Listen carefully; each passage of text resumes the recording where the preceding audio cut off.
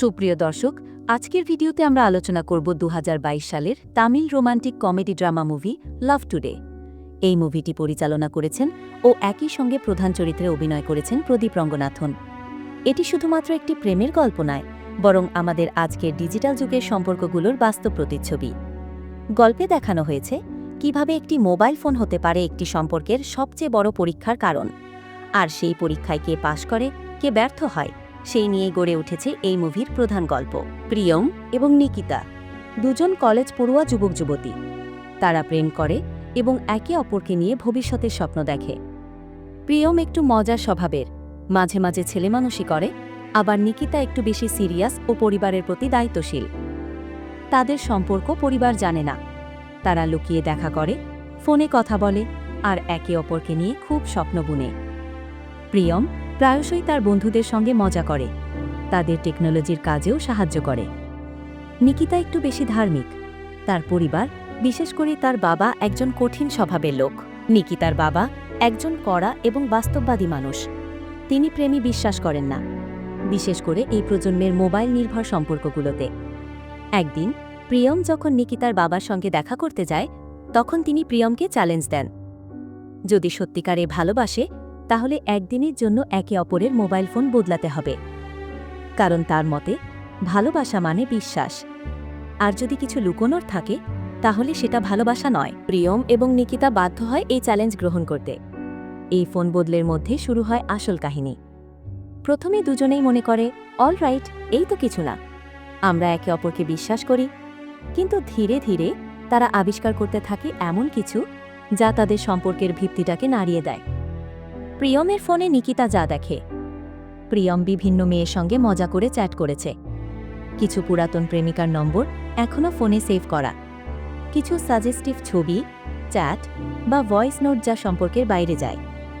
নিকিতার ফোনে প্রিয়ম যা দেখে, নিকিতা তার এক্স বয়ফ্রেন্ডের সঙ্গে বন্ধুত্ব রাখে, মাঝে মাঝে অন্য ছেলেদের সাথে কনভারসেশন করে, যা প্রিয়ম জানত না। পরিবারের কিছু ব্যাপার যা নিকিতা লুকিয়ে রাখত। এই আবিষ্কারগুলো দুজনকে মানসিকভাবে ভেঙে দেয়। তাদের মধ্যে সন্দেহ তৈরি হয়, রাগ জন্মায়। ফোন নিয়ে ঝগড়া, মেসেজ নিয়ে প্রশ্ন, পুরনো কথার পুনরাবৃত্তি, সবকিছু মিলিয়ে তাদের সুন্দর সম্পর্ক ভেঙে পড়তে শুরু করে। প্রিয়ম ভাবতে থাকে, নিকিতা আমার সঙ্গে থাকলেও অন্যদের সঙ্গেও যোগাযোগ রাখে। নিকিতা ভাবে, প্রিয়ম শুধু আমায় ভালোবাসে, এমনটা তো প্রমাণ করতে পারল না।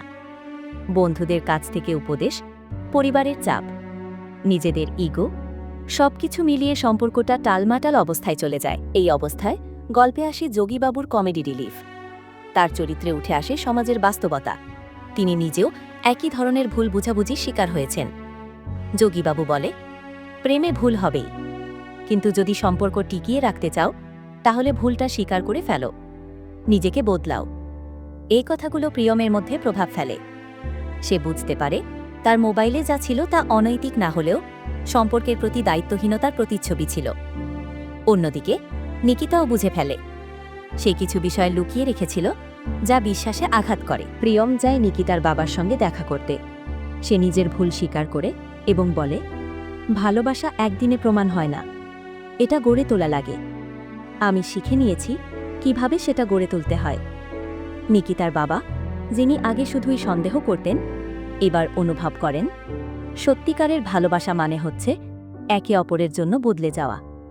নিকিতাও পরে আসে প্রিয়মের কাছে। তারা দুজন মিলে নিজেদের ভুলগুলো মেনে নিয়ে আবার সম্পর্ক গড়ে তোলে। শেষ দৃশ্যে দেখা যায় প্রিয়ম ও নিকিতা আবার একসঙ্গে হাঁটছে, তবে এবার আগের থেকে অনেক বেশি পরিণত হয়ে। তারা জানে ফোনে কি আছে সেটা গুরুত্বপূর্ণ নয়, বরং ফোনের বাইরে যে সম্পর্কটা আছে সেটাই আসল।